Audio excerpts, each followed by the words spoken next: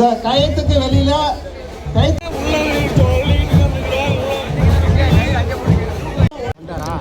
ஆலங்குடி முக்கத்துல இருக்கீங்களா? வராத பக்கத்துல கொஞ்சம் உள்ள வாங்க. எல்லாம் அப்படியே அப்படியே வாங்க. ஆலங்குடி தொகுதியுடைய நம்ம நிப்பாட்டு டயம் அடிச்சு நிப்பாட்டின நம்ம நிப்பாட்டு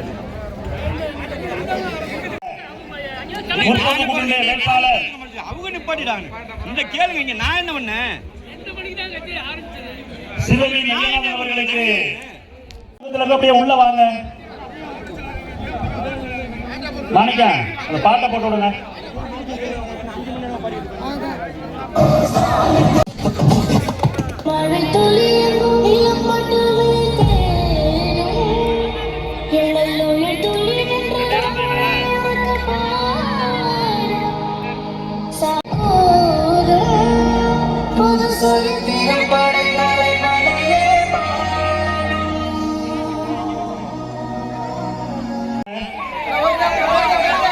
அப்படியே கொஞ்சம் உதவுங்க.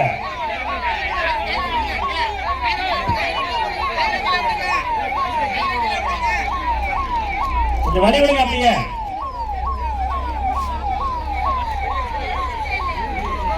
கொஞ்சம் ஒதுங்கிடுங்க. காலை பத்திரமா பார்த்துங்க. ஒதுங்கிடுங்க. காலை எடுத்து ஒதுங்கிடுங்க.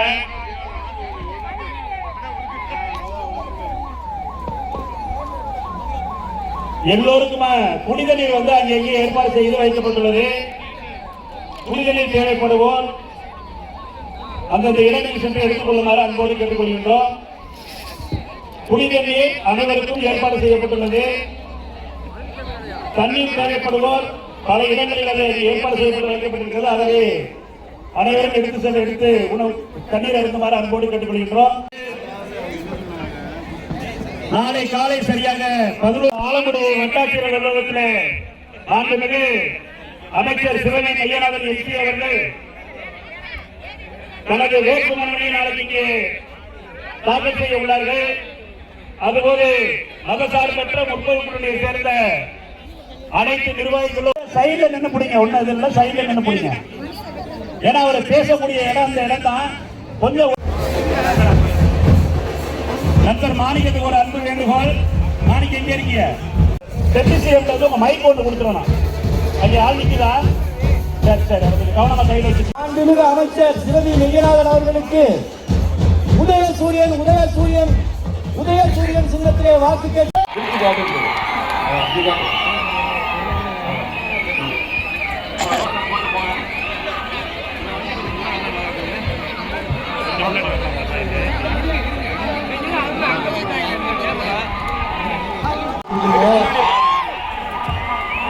அதுக்கு முதல்ல என்னுடைய நன்றியை தெரிவிக்கிறேன்.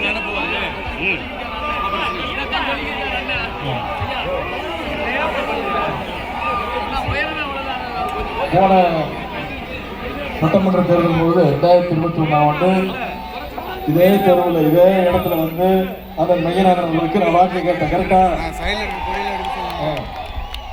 அப்போ நான் பேசும்போது சொன்னேன், அந்த மையநாதன் அவர்களை நீங்க 25,000 வாக்கு வித்தியாசத்துல ஜெயிக்க வச்சு அனுப்பணும்னு நான் சொன்னேன். நீங்க வாக்குறுதி கொடுத்தீங்க.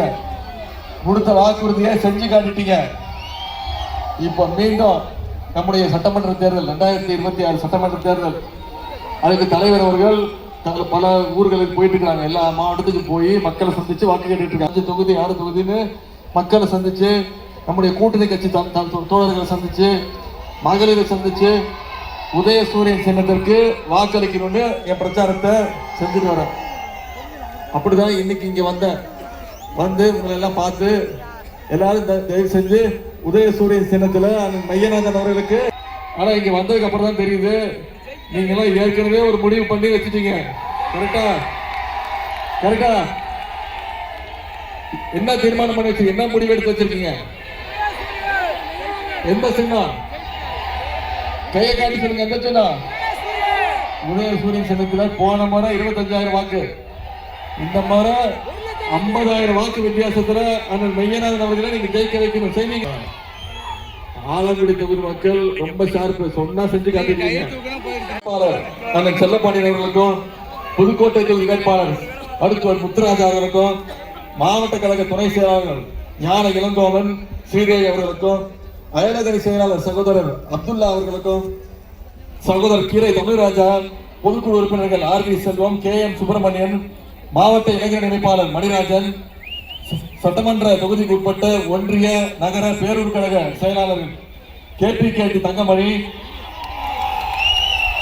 திரு வடிவேல், KS ரவி குமார், பழனிக்குமார், சிவகுமார், பேரூராட்சி தலைவர் திரு ராசி முருகானந்தம், இளைஞரணி துணை அமைப்பாளர்கள் முகமது ரஃபீக், கவிக்குமார், தமிழ்ராசு, நசுர்தீன், கோட்டூர் அருண் சேகர், இளையராஜா, இளைஞரணி உள்ளிட்ட அனைத்து அணிகளுடைய நிர்வாகிகள், சார்பு அணிகளுடைய நிர்வாகிகள் அத்தனை பேருக்கும், நம்முடைய மதச்சார்பற்ற முற்போக்கு கூட்டணி கட்சியை சேர்ந்த அருமை சகோதரர்கள், நண்பர்கள், இந்திய தேசிய காங்கிரஸ், திராவிடர் கழகம், தேசிய முற்போக்கு திராவிடர் கழகம், இந்திய கம்யூனிஸ்ட் கட்சி, மார்க்சிஸ்ட் கம்யூனிஸ்ட் கட்சி, விடுதலை சிறுத்தைகள், மறுமலர்ச்சி திராவிட முன்னேற்ற கழகம், இந்திய யூனியன் முஸ்லிம் லீக், மனிதநேய மக்கள் கட்சி, மனிதநேய ஜனநாயக கட்சி, மக்கள் நீதி மையம், தமிழ் புலிகள் கட்சி, SDPI, தமிழர் தேசம் கட்சி,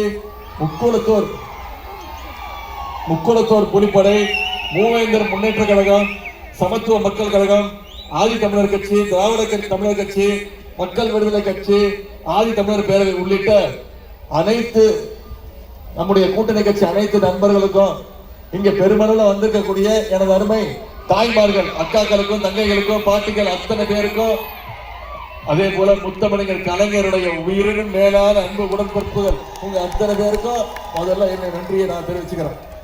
அண்ணன் மையநாதன் அவர்களை பத்தி நான் உங்ககிட்ட அதிகம் சொல்ல விரும்பல. உங்களுக்கு அவர் நான் அறிமுகம் செய்ய வேண்டிய அவசியமே கிடையாது. உங்க அத்தனை பேருக்கும் பரிச்சயமானவர்.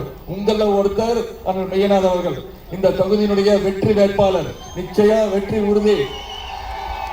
இந்த முறையும் சொல்றேன், இந்த முறை நீங்க வெறும் ஒரு சட்டமன்ற உறுப்பினர் தேர்ந்தெடுக்க போல, ஒரு அமைச்சரை தேர்ந்தெடுத்து அனுப்ப போறீங்க. கரெக்டா? 3வது முறையா இந்த தொகுதியில போட்டி போடுறாரு. 2 முறை போட்டி போட்டு 2 முறையும் வெற்றி பெற்றிருக்கிறாரு. இந்த முறை ஹாட்ரிக் அடிக்கணும். ஹாட்ரிக் அடிச்சுறாரா? சட்டமன்ற உறுப்பினர், ஒரு அமைச்சரா இந்த தொகுதிக்கு பல்வேறு திட்டங்களை தந்தவர் அண்ணன் மையநாதன் அவர்கள். அவரை பார்க்கும்போது ரொம்ப சாஃப்டா இருப்பாரு, சிரிச்ச முகத்தோட இருப்பாரு, யார்த்தையும் கோபமா பேச மாட்டாரு, அதிர்ந்து பேச மாட்டாரு, திட்ட மாட்டாரு. ஆனா வேலைன்னு வந்துட்டா ரொம்ப ஷார்ப்பானவர். அமைச்சராகவும் சட்டமன்ற உறுப்பினராகவும் இந்த ஆலங்குடியினுடைய வளர்ச்சியை அடுத்த கட்டத்துக்கு எடுத்து போனவர் தான் அண்ணன் மையநாதன் அவர்கள். எனக்கு என்ன தனிப்பட்ட முறையில பெருமைச்சுவாங்களேன், நான் இப்ப ஒரு 2 வருஷம் முன்னாடி தான் துணை முதலமைச்சர் பொறுப்பு கொடுத்தாங்க. அதுக்கு முன்பு 1 வருஷத்துக்கு முன்னாடி விளையாட்டுத்துறையுடைய ஜூனியர் தான் வாக்கு கேட்டு வந்திருக்கிறேன். ஜெயிக்க வச்சிருக்கீங்களா? நிச்சயம் பண்ணிடுவீங்களா? உங்களாம் உங்களுக்கு தெரியுமா? நானும் ஒரு வேட்பாளர் தெரியுமா? நானும் தேர்தலில் போட்டி போடுறேன். சென்னையில சேப்பாக்கம் திருவல்லிக்கேணி தொகுதியில் நான் போட்டி போடுறேன். 2வது முறையா நிக்கிறேன். என் தொகுதிக்கு இது வரைக்கும் ஒரே ஒரு நாள் தான் போய் வாக்கு கேட்டிருக்கேன். ஏன் தெரியுமா? என் தொகுதிக்கு போகாம இங்க வந்திருக்கேன். என் வெற்றியை விட அந்த மையனுடைய வெற்றி மிக மிக முக்கியமான வெற்றி. அந்த வெற்றியை நீங்க உறுதி செய்யணும். செய்வீங்களா? மக்கள் பணி, கழக பணி, அரசு பணி எதுவா இருந்தாலும் தன்னை நிரூபிச்சு காட்டியிருக்க உரியவர் அண்ணன் மையநாதன் அவர்கள். அந்த உரிமையோடு உங்களை எல்லாம் சந்திச்சு வாக்கு கேட்க வந்திருக்கிறேன். இந்த தொகுதியில இந்த 5 வருஷத்துல என்னெல்லாம் திட்டங்கள் அண்ணன் மையநாதன் அவர்கள் கொண்டு வந்திருக்காங்க? 13 கோடி ரூபாய் மதிப்பீட்டுல அரசு கலை கல்லூரி இங்க கொண்டு வந்தது அண்ணன் மையநாதன் அவர்கள். 3 கோடி ரூபாய் மதிப்பீட்டுல திருவரங்கம் பகுதியில சிறு விளையாட்டரங்கம், இண்டோர் ஸ்டேடியம் கொண்டு வந்தது அண்ணன் மையநாதன் அவர்கள். கீரமங்கலம் பேரூராட்சியிலே 2 கோடி ரூபாய் மதிப்பீட்டுல புதிய தார் சாலை பணிகள் நடைபெற்றது அண்ணன் மையநாதனுடைய முயற்சியில. அழியா நிலையில 40,000 மெட்ரிக் டன் நெல் சேமிப்பு கிடங்கு கொண்டு வந்தது அண்ணன் மையநாதன் அவர்கள். 4 கோடி ரூபாய் மதிப்பீட்டுல வெண்ணவால்குடியிலிருந்து கூழையாங்காடு வரைக்கும் புதிய தார் சாலை அமைக்கும் பணிகள் நடைபெற்று வருவது அண்ணன் மையநாதனுடைய முயற்சி. கீரமங்கலத்தில துணை வேளாண் விரிவாக்க மையம், புதுக்கோட்டை விடுதியில கால்நடை மருந்தக கட்டிடம். இன்னைக்கு இந்த தொகுதி முழுக்க இருக்கக்கூடிய பல்வேறு ஊர்கள்ல புதிய ஸ்கூல் பில்டிங்ஸ், பள்ளி கட்டிடங்கள், அங்கன்வாடிகள், துணை சுகாதார நிலைய கட்டிடங்கள், மேல்நிலை நீர்த்தேக்க தொட்டிகள், OHD, ஓவர் டேங்க்ஸ், இப்படி பல்வேறு பணிகளை அதே மாதிரி ஆலங்குடி பேரூராட்சியில கலைஞர் பூங்கா அமைக்கப்பட்டிருக்கு. இது அத்தனையும் ஒரு சின்ன சாம்பிள் தான். இந்த தொகுதிக்கு மையநாதன் அவர்கள் ஒரு சட்டமன்ற உறுப்பினரா அமைச்சரா என்னென்ன கொண்டு வந்திருக்காங்கிறதுக்கு ஒரு சின்ன சாம்பிள் தான் இப்ப நான் சொன்னேன். இந்த பணிகள்லாம் இன்னும் தொடரும். இன்னும் பல்வேறு திட்டங்கள் உங்க தொகுதிக்கு வரணும்னா வர சட்டமன்ற தேர்தலில் நீங்க பெருவாரியான வாக்கு வித்தியாசத்துல ஜெயிக்க வச்சிருக்கீங்கல்ல, நீங்க அவர் ஜெயிக்க வச்சு அமிச்சீங்கன்னா அடுத்த நிமிஷம் அவர் அமைச்சர் ஆயிடுவார். அப்ப என் தொகுதிக்கு இன்னும் அதிகமான திட்டங்களை கொண்டு வருவார். இன்னும் சொல்லப்போனா வரும்போது என்ன சொன்னார், அண்ணா மீண்டும் நம்முடைய தலைவர் தான் ஆட்சி அமைக்க போறாரு, திராவிட மாடல் 2.0 ஆட்சி அமைய போகுது, மீண்டும் நம்முடைய தலைவர் ஆட்சிக்கு வரும்போது என்னுடைய தொகுதிக்கு சில கோரிக்கைகள் வச்சிருக்கிறேன், இந்த கோரிக்கைகள்லாம் நீங்க மீண்டும் நம்முடைய ஆட்சி வரும்போது நிறைவேற்றி கொடுக்கணும் அப்படின்னு கேட்டுக்கிறாங்க. என்ன கோரிக்கை அப்படின்னு எழுதி கொடுத்திருக்கிறார். திருவரங்கம் ஊராட்சி ஒன்றியத்தை 2ஆ பிரிச்சு கொத்தமங்கலத்தை தலைமையிடமாக கொண்டு புதிய ஊராட்சி ஒன்றியம் அமைக்க வேண்டும். கீரமங்கலத்தை தலைமையிடமாக கொண்டு புதிய தாலுகா உருவாக்கணும். அரசகுளம் பகுதியில துணை மின் நிலையம் அமைக்கணும். கீரமங்கலம் பகுதியில கழிவுநீர் கால்வாய் அமைக்கணும். கொத்தக்கோட்டை, எல்லன்புரம், கல்லாங்குடி, மாங்காடு உள்ளிட்ட ஊர்கள்ல சாலை வசதி போடணும், தார் சாலை போடணும். ஆவணத்தான் கோட்டையில ITI கொண்டு வரணும். ஆலங்குடி பேரூராட்சியை நகராட்சியா தரம் உயர்த்தி கொடுக்கணும். புதுக்கோட்டை ஆலங்குடி ஆவணம் சாலை 4 வழி சாலையாக தரம் உயர்த்தப்பட வேண்டும். 4-வே லேன். வல்லத்திரா கோட்டையில அரசு முன்மாதிரி மேல்நிலை பள்ளி வேணும், மாடல் ஸ்கூல். வெண்ணவால்குடி ஊராட்சியில மேல்நிலை நீர்த்தேக்க தொட்டி, ஓவர் டேங்க் வேணும். பனங்குளம் மற்றும் செங்கமாடி ஊராட்சிகள்ல கால்நடை மருத்துவமனை வேணும். இவ்வளவு அறிக்கை திட்டங்களும் வேணும் அப்படின்னு கோரிக்கை வச்சிருக்கிறாரு. இன்னொரு முக்கியமான கோரிக்கை, இந்த மாவட்ட மக்களுடைய நீண்ட நாள் கோரிக்கை, பெரும்பிடுகு முத்தரையர், மாமன்னன் மருது பாண்டியர், வீரன் அழகுமுத்துவோன், வாவு சிதம்பரனார் ஆகியோருக்கு அவங்களுடைய நினைவை போட்டுக்கின்ற வகையில இங்க ஒரு மணிமண்டபம் கட்டணும் அப்படின்னு ஒரு கோரிக்கை வச்சிருக்கிறார். நான் சொன்னேன், நீங்க கோரிக்கை வச்சிருக்கீங்க, நான் போய் மக்கள்கிட்ட கேட்கிறேன், நம்முடைய தோழர்கிட்ட கேட்கிறேன், அவங்க எனக்கு வாக்குறுதி கொடுத்தாங்கன்னா நான் உங்களுக்கு வாக்குறுதி கொடுக்கிறேன், ஜெயிக்க வச்சு அனுப்பிச்சிருவீங்களா? நீங்க ஜெயிக்க வச்சு அனுப்பிச்சீங்கன்னா நிச்சயம் முதலமைச்சர்கிட்ட கொண்டு போய் இந்த அத்தனை கோரிக்கைகளையும் நான் உங்களுக்கு செஞ்சு கொடுப்பேன். இன்னைக்கு நான் கடந்த ஒரு வாரமா சுத்திக்கிட்டு இருக்கேன், மக்களை போய் சந்திக்கிறோம். நம்முடைய முதலமைச்சர் அவர்களும் சந்திச்சுட்டு இருக்கிறாரு. நாம மீண்டும் மக்களை போய் சந்திக்க போறோம். மீண்டும் உதயசூரியனுக்கு வாக்களிங்க, நம்முடைய முதலமைச்சர் மீண்டும் முதலமைச்சரா அமரணும் அப்படின்னு கேட்கிறோம். எந்த தைரியத்துல போய் கேட்கிறோம்? கடந்த 5 வருஷமா செஞ்சிருக்கக்கூடிய திட்டங்கள் போய் மக்களை போய் சேர்ந்திருக்கு அப்படின்ற அந்த நம்பிக்கையை போய் கேட்கிறோம். என்னென்ன திட்டங்கள் நம்முடைய முதலமைச்சர் செஞ்சு கொடுத்திருக்கிறாரு? இவ்வளவு நேரம் உங்களுடைய ஆலங்குடி சட்டமன்ற தொகுதிக்கு உங்க அமைச்சர் என்னென்ன கொடுத்திருக்காருன்னு சொன்னேன். இன்னைக்கு தமிழ்நாடு முழுக்க அனைத்து மக்களுக்கும் பரவலா போற மாதிரி என்னென்ன திட்டங்கள் செஞ்சு கொடுத்திருக்கிறோம் யோசிச்சு பாருங்க. போன சட்டமன்ற தேர்தல் போது நம்முடைய தலைவர் சொன்ன வாக்குறுதி, தேர்தல் அறிக்கையில சொன்னோம், ஆட்சி அமைச்ச மகளிருக்கு கட்டணமில்லா பேருந்து திட்டம் செயல்படுத்தப்படும் சொன்னோம். நம்முடைய கழக ஆட்சி அமைஞ்சோடனே முதலமைச்சர் போட்ட முதல் கையெழுத்து மகளிருக்கு கட்டணமில்லா பேருந்து திட்டம். அந்த திட்டத்தின் மூலம் இன்னைக்கு ஒவ்வொரு மாசம் மகளிர் 900 ரூபாயிலிருந்து 1000 வரைக்கும் சேமிச்சிருக்கிறாங்க. கல்வி ரொம்ப ரொம்ப முக்கியம். பசங்க குழந்தைங்க பள்ளிக்கூடத்துக்கு வரணும், படிக்கணும், பசி இல்லாம கல்வி படிக்கணும்னு முதலமைச்சர் காலை உணவு திட்டம். அரசு பள்ளிகள்ல 1ஆம் வகுப்புல இருந்து 5ஆம் வகுப்பு வரை படிக்கக்கூடிய அனைத்து குழந்தைகளுக்கும் காலைல ஸ்கூலுக்கு வந்தாங்கன்னா முதல்ல தரமான உணவு, அதன் பிறகு தரமான கல்வியை கொடுத்திருக்கிறோம். அடுத்து கல்லூரிக்கு வரணும், அதுக்கு புதுமை பெண் திட்டம், தமிழ் புதல்வன் திட்டம். அரசு பள்ளியில படிச்சு எந்த கல்லூரியில போய் சேர்ந்தாலும் அவங்களுக்கு மாசம் மாசம் கல்வி ஊக்கத்தொகையாக 1000 ரூபாய் நம்முடைய முதலமைச்சர் கொடுத்திருக்கிறார். 13 லட்சம் மாணவ மாணவிகள் பயன்படுத்திட்டு வராங்க. சென்ற மாசம் 2 மாசத்துக்கு முன்னாடி கல்லூரி மாணவ மாணவிகள் 10 லட்சம் பேருக்கு இலவச லேப்டாப் திட்டத்தை சொல்லி ஒரே மாசத்துல செஞ்சு முடிச்சிருக்கிறோம். அதிமுக காரங்க பொய் பிரச்சாரம் பண்றாங்க, இந்த லேப்டாப் திட்டம் அதிமுக கொண்டு வந்துச்சு, நம்ம அதை முடக்கிட்டோம்னு. நான் உங்களுக்கு சொல்றேன், அதிமுக தான் கொண்டு வந்தாங்க இந்த திட்டத்தை. ஆனா லேப்டாப் யாரு கொடுத்தாங்க? அதிமுக ஆட்சியில பள்ளிக்கூடம் படிக்கிற குழந்தைங்க கொடுத்துட்டு இருந்தாங்க. அது மிக 2019 அந்த திட்டத்தை அவங்களே கைவிட்டுட்டாங்க. நம்முடைய முதலமைச்சர் பார்த்தாரு, இந்த லேப்டாப் யாருக்கு அதிக பயனுள்ளதா இருக்கும்? பள்ளிக்கூடம் படிக்கிற குழந்தைங்களை விட கல்லூரி படிக்கிற பசங்களுக்கு இது உபயோகமா இருக்கும். மேற்படிப்பு படிக்க, ஒரு ப்ராஜெக்ட் ரெடி பண்ணணும், ஒரு வேலைக்கு போகணும் அப்படின்னு முடிவெடுத்து 10 லட்சம் மாணவ மாணவிகளுக்கு லேப்டாப்பை நம்முடைய அரசு கொடுத்திருக்கு. உங்க அத்தனை பேருக்கு தெரியும், முக்கியமான திட்டம் இது. தேர்தல் அறிக்கையில நாம சொன்ன திட்டம். கலைஞர் மகளிர் உரிமை தொகை திட்டம் 3 வருஷமா கொடுத்துட்டு இருக்கோம். 1,31,00,000 மகளிருக்கு கடந்த 3 வருஷமா மாதம் 1000 ரூபாய் நம்முடைய தலைவர் வங்கி கணக்குல செலுத்திட்டு வராங்க. அந்த திட்டத்தை எப்படியாவது நிப்பாட்டணும்னு அதிமுக பாஜக அந்த கூட்டம் முயற்சி பண்ணுச்சு. தேர்தலை காரணம் காட்டி நிப்பாட்டிடலாம், 3 மாசத்துக்கு நிப்பாட்டுவோம் அப்படின்னு முயற்சி எடுத்தாங்க.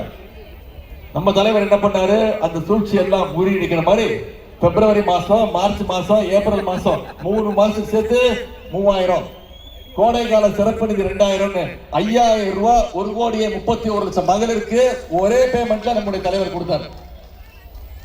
தலைவர் காலையில 6:30 மணிக்கு அக்கௌண்ட்ல அனுப்பிச்சிட்டாரு. மகளிர் எல்லாருக்கும் சர்ப்ரைஸ், எல்லாரும் ஷாக்கு, யாரு கொடுத்தாங்கன்னே தெரியல. அப்புறம் தான் அவங்களுக்கு தெரிஞ்சது முதலமைச்சர் கொடுத்திருக்கிறாரு. 6:30 மணிக்கு கொடுத்தாரு. 9 மணிக்கெல்லாம் மகளிர் பேங்குக்கு போய் பணத்தை எடுத்துட்டாங்க. ஏன்? மோடி எடுத்துடுவார் அந்த பணத்தை, மினிமம் பேலன்ஸ் சொல்லி மோடி அந்த பணத்தை உருவிடுவாருன்னு அவரோட நம்பிக்கை. இன்னைக்கு தலைவர் வாக்குறுதி கொடுத்திருக்கிறார். மீண்டும் நம்முடைய திராவிட மாடல் 2.0 ஆட்சி அமைஞ்சோன்ன மகளிர் உரிமை தொகை 1000 ரூபாயில இருந்து உயர்த்தி 2000 ரூபாய் கொடுப்பேன்னு வாக்குறுதி கொடுத்திருக்கிறோம். காலை உணவு திட்டம் 5ஆம் வகுப்பு வரைக்கும் கிடையாது, இனிமே விரிவுபடுத்தப்பட்டு 8ஆம் வகுப்பு வரைக்கும் காலை உணவு திட்டம். முதியோர் உதவி தொகை OAP 1200 உயர்த்தி தரப்பட்டு மாசம் மாசம் 2000 ரூபாய் OAP தரப்படும் வாக்குறுதி கொடுத்திருக்கிறோம். கல்வி ஊக்கத்தொகை 1000 ரூபாயில இருந்து 1500 ரூபாய் கொடுக்கப்படும் வாக்குறுதி கொடுத்திருக்கிறோம். அடுத்த 5 வருஷத்துல 35 லட்சம் மாணவ மாணவர்களுக்கு, அனைத்து கல்லூரி மாணவ மாணவர்களுக்கும் லேப்டாப் திட்டம் கொண்டு வரப்பட்டோம். இலவச லேப்டாப் கொடுக்கப்படும். மகளிர் சுய உதவி குழுக்களுக்கு எந்த வித பிணையும் இல்லாம, கேரண்டி இல்லாம 5 லட்சம் ரூபாய் வரைக்கும் கடன் தரப்படும் வாக்குறுதி கொடுத்திருக்கிறோம். அடுத்த 5 ஆண்டுகள்ல கலைஞர் கனவு இல்ல திட்டம் 10 லட்சம் வீடுகள் கட்டப்பட்டு, வீடு யாருக்கெல்லாம் இல்லையோ அனைவருக்கும் கலைஞர் கனவு இல்ல திட்டத்துல வீடு கொடுக்கப்படும் வாக்குறுதி கொடுத்திருக்கிறோம். இது எல்லாத்தையும் விட மிக மிக முக்கியமான ஒரு வாக்குறுதி. உங்களுக்கு தெரியும், ஆட்சி அமைஞ்ச நம்முடைய முதலமைச்சர் அவர்கள் எல்லா மகளிருக்கு கையிலையும் 8000 ரூபாய் மதிப்புள்ள ஒரு கூப்பன் கொடுத்துருவாரு. அந்த கூப்பனை வச்சுட்டு மகளிர் நீங்களே முடிவெடுத்துக்கலாம். உங்க வீட்டுக்கு என்ன பொருள் வாங்கணும், என்ன எலக்ட்ரானிக்ஸ் மின்சார பொருட்கள் வாங்கணுங்கிறத நீங்களே முடிவு செஞ்சுக்கலாம். Fridge, TV, cooker, microwave oven எதுவாக இருந்தாலும் அது இனிமே மகளிரே முடிவெடுத்துக்கிட்டோம்னு முதலமைச்சர். நாம அடுத்து இன்னும் எத்தனை நாள் இருக்கு? இன்னைக்கு தேதி 5, 23ஆம் தேதி தேர்தல். இன்னும் 18 நாட்கள் இருக்கு. இந்த 18 நாட்களும் மக்களை சந்திச்சு வாக்கு கேளுங்க. நீங்க அத்தனை பேரும் உதயசூரியன் சின்னத்திற்கு வாக்களிக்கணும்னு முடிவெடுத்துட்டீங்க. கரெக்டா? நீங்க முடிவெடுத்துட்டீங்க. நான் உங்ககிட்ட கேட்டுக்கொள்ளல.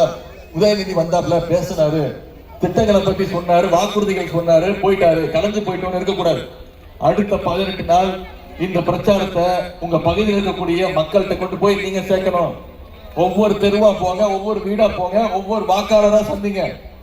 ஏன் மீண்டும் திமுகவுக்கு வாக்களிக்கணும்ன்ற பிரச்சாரத்தை மக்கள்கிட்ட கொண்டு போய் சேருங்க. என்னென்ன வாக்குறுதிகள் கொடுத்திருக்கிறோம் அப்படிங்கறது சொல்லுங்க. திமுக இல்லாம மீண்டும் அடிமை கூட்டம் இங்க ஆட்சி அமைச்சாங்கன்னா தமிழ்நாட்டை எவ்வளவு பின்னோக்கி கொண்டு போயிருவாங்கிற அந்த விஷயத்தையும் நீங்க ஒவ்வொரு வாக்காளரையும் சந்திச்சு அந்த பிரச்சாரத்தை நீங்க பண்ணுவீங்களா? நான் இவ்வளவு நேரம் சொன்னேன்ல, 5 வருஷம் என்ன பண்ணிருக்கோம் அப்படின்னு சொன்னேன். ஆட்சிக்கு வந்தா நீ முதல்ல அமைச்சராக்குங்க, அதுக்கப்புறம் என்ன பொறுப்புங்கிறது தலைவர் முடிவு பண்ணுவாங்க. லீடிங் அதிகமாக அமைச்சர் பொறுப்பு அதிகமாகும். என்னென்ன பண்ணிருக்கோங்கிறதையும் சொல்லிட்டேன், என்னென்ன பண்ண போறோங்கிறதையும் தெளிவா சொல்லிட்டேன். இவ்வளவு திட்டங்களை கொண்டு வந்ததுனாலதான் இன்னைக்கு இந்தியாவிலே நம்ம தமிழ்நாடு நம்பர் 1 ஸ்டேட். வளர்கின்ற மாநிலங்கள்ல நம்பர் 1 மாநிலம் தமிழ்நாடு. 11.19% வளர்ச்சியை தமிழ்நாடு போன வருஷம் அடைஞ்சிருக்கு. நான் இவ்வளவு சாதனை பண்ணிருக்கிறோம், இவ்வளவு மக்கள் நல திட்டங்கள் கொடுத்திருக்கிறோமே. யோசிச்சு பாருங்க, ஒன்றிய பாஜக அரசு நமக்கு துணை நிற்குதா? நம்ம கேட்கிற நிதியை கொடுக்குறாங்களா? தமிழ்நாட்டுக்கு திட்டங்கள் கொடுக்குறாங்களா? கிடையாது. போன பட்ஜெட்ல தமிழ்நாட்டுக்கு எந்த திட்டமும் கிடையாது. தமிழ்நாடுங்கிற பேரே பட்ஜெட்ல இல்ல. அப்படிப்பட்ட ஒரு அடிமை கூட்டம் அந்த பாஜக, தமிழ்நாடு புறக்கணிக்கிற பாஜகவை தமிழ்நாடு புறக்கணிக்கணும். புறக்கணிச்சு காட்டுவோமா? ஏற்கனவே பல தேர்தல்களை புறக்கணிச்சிருக்கிறோம். 10 தோல்வி பழனிசாமிய இந்த முறை மொத்த தோல்வி பழனிசாமியாக்கி வீட்டுல உட்கார வைக்கணும். இன்னைக்கு எடப்பாடி பழனிசாமி செய்தி தொலைக்காட்சிகள்ல பார்த்திருப்பீங்க. அவர் பிரச்சாரத்துக்கு போகும்போது 2 விரல காட்டுறாரு. நீங்க எல்லாம் நினைச்சிட்டு இருக்கீங்களா அவர் சின்னத்தை காட்டி வாக்கு கேட்கிறாருன்னு? கிடையாது. நான் ஏற்கனவே 10 முறை தோத்துட்டேன், இந்த முறை 11வது முறை தோக்க போறேங்கிறத சிம்பாலிக்கா காட்டிக்கிட்டு இருக்கிறாரு. அது மட்டும் இல்ல, என்னை பத்தி தொடர்ந்து பேசிட்டு இருக்கிறாரு. எனக்கு எந்த அனுபவமே இல்லை அப்படின்னு சொல்லிட்டு இருக்கிறாரு. ஆமா, எனக்கு அந்த அனுபவம்லாம் எனக்கு இல்லதான். இங்க பாருங்க, யாரு தெரியுதா? யார் தெரியுதா? கீழே மண்டி போட்டிருக்காரு, யாரும் தெரியுதா? அவர் தான் திரு எடப்பாடி பழனிசாமி அவர்கள். இதுதான் அவருடைய அனுபவம். இந்த அனுபவம் நிச்சயமா என்கிட்ட கிடையாது. யார் காலையும் விழுந்து பதவி வாங்குற அனுபவம் எனக்கு கிடையாது. சங்கி கூட்டத்துக்கு பயப்படுற அனுபவம் எனக்கு கிடையாது. என்னுடைய அனுபவம் என்னைக்கும் மக்களோடு மக்களா நிற்பேன், சுயமரியாதைக்காக நிற்பேன். இந்த உதயநிதி கலைஞருடைய பேரை என்னைக்குமே மக்களோட மக்களாக நிற்பேன். வர தேர்தல், அதாவது ஊர்ல சொல்லுவாங்க பழமொழி, ஜாடிக்கு ஏத்த மோடி மாட்டிருக்குன்னு கேள்விப்பட்டிருக்கீங்களா? அது மாதிரி இன்னைக்கு மோடிக்கு ஏத்த ஒரு அடிமையாக திரு எடப்பாடி பழனிசாமி அவர்கள் மாட்டிருக்கிறாங்க. பிஜேபியை நம்ம தமிழ்நாட்டுக்குள்ள நுழைய விட மாட்டோம்னு தெரிஞ்சு அதிமுக போர்வையை போத்திக்கிட்டு இன்னைக்கு பிஜேபி தமிழ்நாட்டுக்குள்ள நுழைய பார்க்குது. டெல்லியிலிருந்து ரிமோட் கண்ட்ரோல் மூலமாக எடப்பாடி பழனிசாமி தமிழ்நாடு என்னைக்குமே டெல்லிக்கு அவுட் ஆஃப் கண்ட்ரோல் தான்ங்கிறத நாம இந்த தேர்தலில், சட்டமன்ற தேர்தலில் நிரூபிச்சு காட்டுவோம். அதற்கு நீங்க தயாரா இருக்கீங்களா? நிச்சயம் செஞ்சு காட்டுவீங்களா? உங்களை எல்லாம் அன்போடு கேட்கிறேன், பண்போடு கேட்கிறேன், பாசத்தோடு கேட்கிறேன், உரிமையோடு கேட்கிறேன், உங்க வீட்டு பிள்ளையாக இருந்து கேட்கிறேன். இன்னும் பெருமையா குறிப்பா சொன்னா தலைவருடைய மகனாக இருந்து கேட்கிறேன், முத்தமிழக டாக்டர் கலைஞருடைய பேரனாக இருந்து கேட்கிறேன். அண்ணன் மெய்யநாதன் அவர்களுக்கு உதயசூரியன் சின்னத்துல வாக்களிச்சு ஞாபகம் வச்சுக்கோங்க, நான் ஞாபகம் வச்சிருக்கிறேன், 50,000 வாக்கு வித்தியாசத்துல ஜெயிக்க வைக்கணும். சரிங்களா? உங்களுடைய அன்புக்கும் வரவேற்புக்கும் நன்றி, நன்றி, நன்றி.